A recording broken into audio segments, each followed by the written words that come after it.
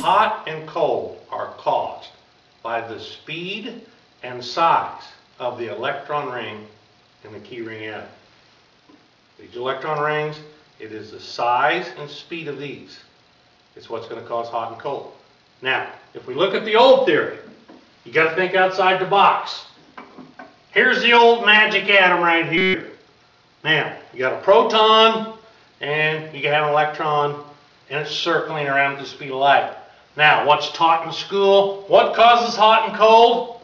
This thing vibrates. Now, one of the fundamental laws of physics is if something has inertia, it takes a force to cause it to move. Alright? So what force is moving this atom over here, and then what force is moving it back? What force is causing it to vibrate? There is none. That defies the laws of physics. It takes a force to move this. So if you just think about it logically, that isn't what it is. Alright? One of the things you got to think about is when things get hotter, they take up more space. All the physicists know that. The hotter it gets, the more space it uses. So I'm going to give you a demonstration over here of how simple this is with the key ring atom, and I'm going to show you with an inner tube. Alright, this is a standard inner tube out of a lawnmower tire. Now, when it's got just a little bit of air in it, which is where it is right now, the size of it lays flat, it's smaller. Now watch what happens as we inflate this.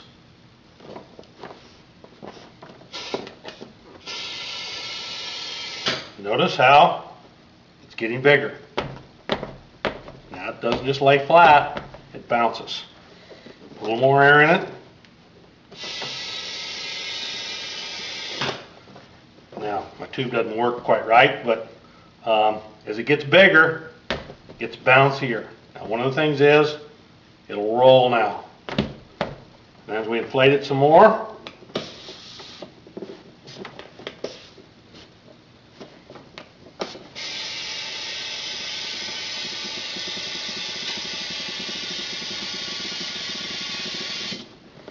it's much bigger, rounder, almost float. Now, if you can understand how this is, now this still weighs the same, but it got bigger and it got inflated. So now I'm going to go over here and I'm going to show you the same thing with the key ring atom. First, we're going to start with the cold. Lays flat. What do we have here? We have these electron rings. They are spinning very, very slow. And when they spin slow, they get much smaller. That's what they do. Now, when they spin faster, as they have heat and they heat up like so, instead of being like a triple wrap or a quadruple wrap like here, you go to a double wrap like here. The atom, as you will notice here, gets bigger. Notice the difference in the size. After it gets hotter, it gets bigger again, like so. This is about a 1.5 overlap. And then as we get hotter again, look at the difference in the size. If you think about it, as it gets shaped, it's going to roll a little easier. It's going to bounce a little easier. And then when we get all the way up to here, this would be a really, really hot atom. These are spinning. The electron rings are spinning real fast, and they actually get big, and they open up. And that's going to answer a lot of questions. Why compounds happen at hot temperatures. Can you guess why?